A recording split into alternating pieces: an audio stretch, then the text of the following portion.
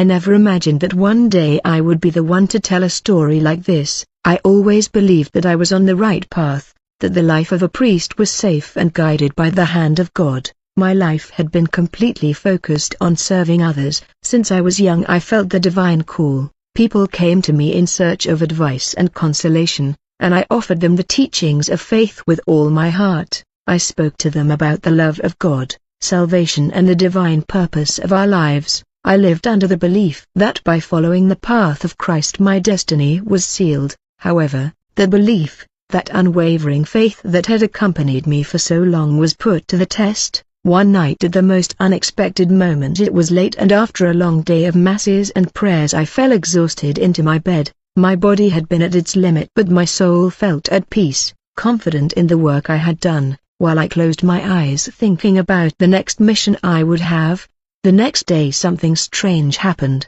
I felt a sudden pain in my chest, so intense that I couldn't help but scream, but my voice faded away. My hands tried to grab the air for support, but it was all in vain. The pain intensified and I couldn't do anything else. I fell into an abyss of darkness. The last thing I remember is that feeling of disconnection, as if my soul had begun to detach from my body. My heartbeat completely stopped and then everything faded away. I lost consciousness. I didn't feel fear, only a strange calm. I was dreaming. Was this what happened when someone died? I didn't know, but something told me that I was no longer in my body. When I opened my eyes, I found myself in a completely unknown place. The air was dense and heavy, as if I couldn't breathe normally. My body was still there, but something was different. I didn't feel the heaviness of my being. There was no pain, only a cold emptiness that invaded it. Everything, my mind was full of confusion. I didn't know if he was dead or if he had simply fallen into a deep sleep. I looked around me looking for some sign, but there was nothing familiar. The silence was absolute, a silence that enveloped and suffocated me, as if everything I knew no longer existed. I began to walk, although I didn't know where. Each step I took I felt empty, as if I were going through an endless place. My thoughts were a whirlwind. Where was I? Why was I here? I had always lived according to the teachings of Christ. I had always helped others. I had given my life in service to God. I did not understand how could I be in this place surrounded by darkness. Time seemed not to exist. Each step took me to a longer, darker tunnel. I felt the anguish beginning to take over me. The memories of my life, of my mission, began to come back with force. I thought of my family, my friends, my parishioners, but above all I thought of my years of service to God. I had always considered myself a good man, a man of faith, but now in this desolate place I questioned if I had really fulfilled my purpose. Suddenly I saw something in the distance. It was a figure, something that moved among the shadows. At first I thought it was a product of my mind, but as I got closer I saw that it was a person. My heart began to beat faster. Who could be there with me? What could be trapped in this place? As the figure came closer my mind was shocked. It was him, Leonardo DiCaprio, the actor we all knew, the man who had been acclaimed for his talent, admired by millions of people, was there in hell, as if he was trapped in a place he could not escape. My heart stopped for an instant. How could it be possible? He was still alive. How could he be there? Why was his soul trapped in this place of torment and eternal suffering? Fear and confusion took hold of me. I looked into his eyes, empty of hope, lost in an abyss from which he seemed unable to escape. I approached slowly, but something stopped me. I could not get closer. A presence, a different energy made me stop. It was at that moment when I heard a deep voice, serene and full of authority. No doubt that voice came from above, the voice of Jesus. "Do you recognize him, my son?" asked the voice. The sound of those words shook me. I turned slowly, and there before me was the glorious figure of Jesus. His presence filled the entire space, dazzling but also filled with a sadness that seemed to pervade all. I could not understand what I saw. Why was he here? Why was he in this place of suffering? No, it cannot be. Can you, murmured, be able to believe what I saw? He is alive. Why is he here? What has he done to get to this place? Jesus looked at me with infinite compassion, as if he understood my confusion. "This man," said, pointing at DiCaprio, "he has sold his soul and life. He sought fame, power and success, but abandoned the principles of truth. His soul is condemned. Although his time on earth has not yet come, when his life ends he will come here to this place. My eyes filled with tears. I could not understand how someone so admired with so much success could be destined for this place. What had he done wrong? Why was his soul so lost? Jesus continued with a firm voice but full of sadness, "My son, your mission is not over. You have to go and preach. You have to tell those who seek fame, power and wealth that there is a price to pay, that the path of vanity leads to perdition, not to sell their soul for the pleasures of the earth, because true glory is in heaven, and that glory is achieved through humility, love and service to others." I stayed in silence, unable to articulate a word.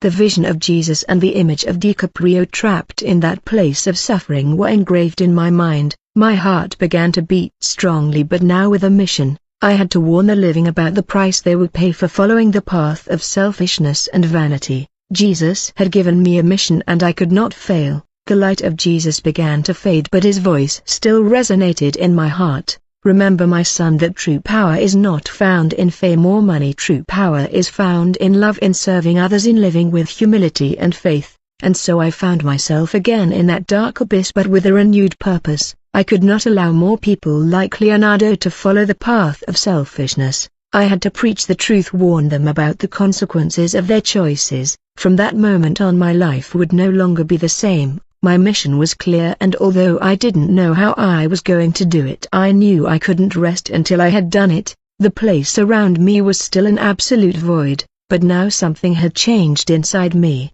My heart was beating strongly, not only because of the fear that still invaded me, but also because of a growing conviction that the mission that Jesus had given me had to be fulfilled. I could not ignore the responsibility that now weighed on my shoulders. The purpose of my existence had changed at that very moment. In that dark and disconcerting place, I knew that if I got out of there my life would be different.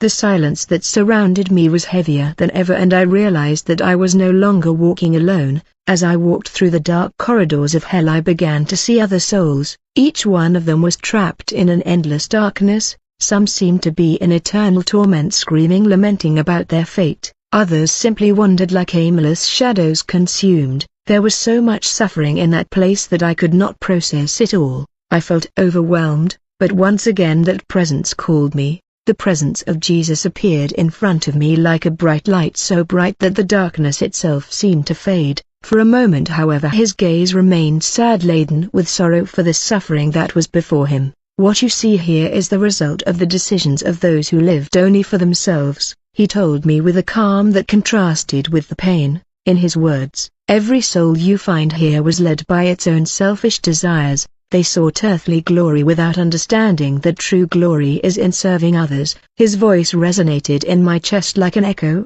I could not ignore. Not only did I see the tormented souls, but I felt their pain, their remorse. Hell was not just a physical place, but a space where souls carried their guilt and their mistakes, a space of eternal repentance. "Why have you brought me here, Lord?" I asked him, feeling small and vulnerable in his presence. "I have always tried to be faithful, always I preached your word. Why am I here? What have I done wrong?" Jesus looked at me with eyes full of compassion but also of sadness. "It is not that you have done something wrong, Gabriel. The fact of being here is not a punishment for you but a calling. You have been chosen to see what many do not want to see. The purpose of your life is to help save those souls that are lost in the darkness." His words hit me hard. I had never thought that my life, so dedicated to serving God, could have such a great purpose. I felt small but also full of a responsibility. "It is your mission to go to earth and warn those who seek power and fame at any price," continued Jesus. "Don't let them follow the path that leads to this place. Don't sell your souls for things that come with time. True life is in love, compassion, humility. That is the path you must follow." I remained silent, meditating on what he was telling me. Hell was not just a place of physical torment, but a reflection of the decisions and lives that had strayed from the right path. Each soul trapped there had chosen its destiny, and that destiny was the result of its selfishness and its wrong decisions. As I thought about all this, something caught my attention. In the darkest corner of hell, it was a figure that moved slowly through the shadows. At first I thought it was another lost soul, but as I got closer, I could see that it was not just any shadow. It was a human figure, clearly distinguishable from the others. My heart raced, and my mind was filled with questions. It was another soul known, this time the soul of someone who had been recognized in life for his influence and his power. I could not believe what I saw before me, was the soul of a man who had never imagined finding here, the soul of a corrupt politician, one of the most powerful men on earth, who had fallen into greed, selfishness and abuse of power. He had been a figure admired by many, but everyone knew that his ambition had no limits. I approached cautiously, not knowing what to do. The figure, upon realizing my presence, looked up and stared at me. His gaze was empty, completely lost, as if he had abandoned all hope. "What are you doing here?" I asked him, without knowing if my voice would reach him. "Why are you here?" The soul of the politician who had been a powerful figure in life sighed deeply. His face reflected despair and regret. "I sold my soul for power, for wealth, for the control," answered with a trembling voice. "I thought all that would make me happy, but now I see it. Now I know I have lost everything that really matters." The scene left me speechless. His soul was trapped in eternal suffering, and although his repentance was evident, it was too late for him. The light of redemption no longer reached his heart. He was condemned to wander in the darkness like so many other souls trapped there. I looked again at Jesus, searching for answers, searching for comfort. He looked at me with a serene sadness, and in his eyes I saw the same sorrow for the souls lost, for those who had chosen the wrong path. "What can I do for them?" I asked him, feeling an urgency to help, to save. "There is no hope for them." Jesus sighed and shook his head. "Hope is in those who still have life. You cannot save those who have already departed, but you can save those who are still on earth. That is your mission, Gabriel. Go and preach the truth. Let them know that the path to salvation is through love, sacrifice, and humility." I stood there silently absorbing the words of Jesus. It was a monumental mission, a task that would require all my faith and determination, but I knew I could not fail the opportunity to save the souls that still walked the earth. It was the only thing I could do. "Go, my son," Jesus said with a smile full of hope. "Do not fear, for I will be with you." With those words, a feeling of peace began to fill my being. The pain, the fear, the confusion, everything began to fade away. Jesus was no longer alone.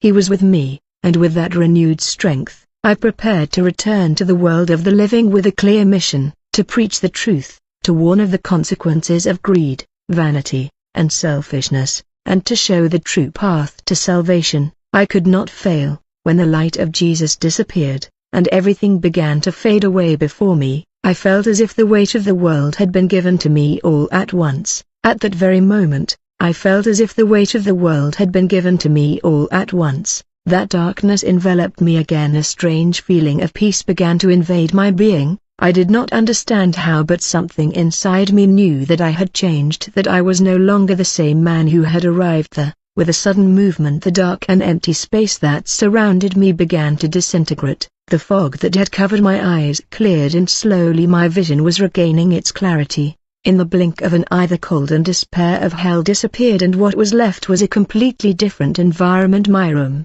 I was in my bed, breathing deeply, feeling the beat of my heart, that unmistakable sign that I was still alive. I did not know if seconds had passed, minutes or hours. The only thing I knew was that something deeply transformative had happened. But how could I explain what I had experienced, how I could share the truth with the world when even I myself did not fully understand what had just happened to me? Jesus' mission weighed now on my shoulders like an immense burden, but it also filled me with a determination I had not known before. I slowly stood up with shaking hands, trying to hold on to something I had experienced. Each step I took seemed heavier than the previous. My legs, although physical, felt as if they were made of lead, but in my mind the images of hell were still as vivid as before. The lost souls, the screams of despair, the eternal suffering of those who had chosen the wrong path, everything was burned into my heart. I headed towards the church, my usual place, the place where so many times I had taken refuge. When entering the small chapel, the empty altar greeted me with its solemn silence. I knelt down and began to pray. The words did not come out of my lips, but my soul was screaming for answers. How could I share what I had experienced? How could I warn people about what was coming without being taken for crazy? I knew I couldn't stay silent. I had to do something. I had to act. Days went by, but I couldn't find peace. Visions of hell continued to haunt my mind. I couldn't get rid of the image of Leonardo DiCaprio trapped there, condemned by his own decisions. I remembered his face full of regret, the deep despair in his eyes. He, like so many others, had sold his soul in search of fame and power, but how many more would be in the same situation without knowing? One afternoon while walking through the streets, I came across a group of young people talking about DiCaprio's latest movie. They were excited, praising his talent, his success, his life of luxury. Something in me broke. Hearing his words, I thought of everything I had seen, everything I had lived, and I realized that these people, like so many others, were completely blinded by the superficiality of fame. They were chasing something empty, something that could not save their souls. The mission of Jesus began to take shape in my heart. I had to warn all those who lived only for themselves, those who put their faith in money, fame and power. It did not matter if they were rich or poor, famous or anonymous. What really mattered was the soul, the purity of the heart, the goodness that each one could offer to the world. But at the same time I knew that my task would not be easy. Those who sought fame and power would not want to listen to me. All those who fed on ego and vanity would see my words as something ridiculous, as an empty warning. How to convince someone that their soul was in danger when all they saw was their success and their material achievements? How to convince a society that idolized the at any cost that they were walking towards perdition? One day as I walked through the square, I met a man whom I knew well. He was a former parishioner, someone who had been very close to me in the first years of my priesthood. Now, however, his life had taken a completely different path. He had left the faith and had given himself over to business, to power and influence. I saw him with an arrogant look, as if the whole world was at his feet. Success had corrupted him. "Father Gabriel, how are you?" He greeted me with a smile of superiority. "Even in those things of the church I have been busy reaching goals. The world is mine now. I don't know how I achieved it, but everything is going wonderfully." His attitude made me think of everything I had witnessed in hell. That man, like so many others, thought that his earthly success protected him from any evil, but he did not know what was really at stake. He did not understand that his soul was in danger. I approached him cautiously, but my words came out with force, as if my soul could not keep quiet any longer. "What you have achieved in this life, it is not what really matters," I told him, trying to remain calm. "You have to understand that the price of vanity is to jump. You are going to sell your soul for success, for power, for fame. You cannot ignore what is really at stake." The man looked at me with disdain, as if my words were a simple meaningless murmur. "You too, father, with those outdated ideas. The world is changing and I am taking advantage of the opportunities it offers me.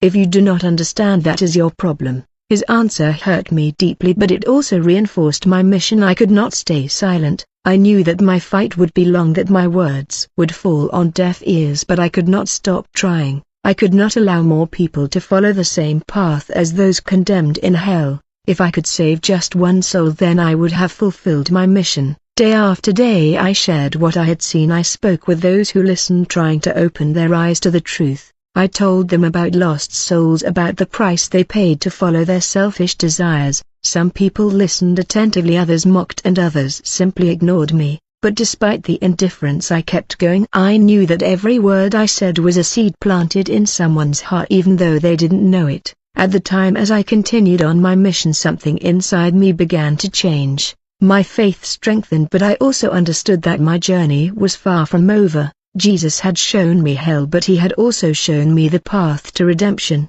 My task was to teach others what I had learned, that love and sacrifice were the true riches, that ego and vanity only lead to perdition. As time went on, I began to see changes in the people around me. Some began to reflect on their lives, to question their decisions, and to look for something beyond the material. Others, however, remained blind to the truth, but I knew that my mission was not to force change, but simply to plant the seed in their hearts. I knew that not all would be saved, but as long as a soul could find the path to the light, my work would have been worth it. And even if my body was on earth, my soul was still linked to that deep experience, to that vision that had been revealed to me. The battle for redemption continued, and I would continue to fight until the end. Despite all the challenges, something inside me that was on the right path. As the weeks went by, I began to notice changes in some of the people I spoke to, began to reflect on the decisions they were making. Some even moved away from materialistic lives looking for something deeper and truer. That transformation gave me strength to keep going, even when the resistance seemed unsustainable. I knew that every soul saved would be worth it, although the road was long and arduous. However, on the other hand, the challenges did not cease. The world around me was still mired in a constant search for power and status. How could I fight against that system? How could I convince those who were so blinded by the glories of material life that they were on a path to perdition? The weight of what Jesus had given me became more evident every day, and although I began to make a difference in some lives, the vastness of humanity seemed so distant, so immune to the truth. I found myself lost in my thoughts, questioning if someday the change would be enough. It was then that one night while praying I heard a soft voice almost whispering. It was not the voice of Jesus, but yet a presence that I recognized. I looked around and there was in front of me the man I would never expect to meet, Leonardo DiCaprio, or rather his soul. Now he knew what he had done, the price he had paid for his fame and success. His soul lost in the shadows of hell came to remind me something crucial: the power of vanity and the price, the relentless search for recognition. He looked at me with eyes that carried a deep, "Don't make the same mistakes," he whispered. "Warn the others before it's too late."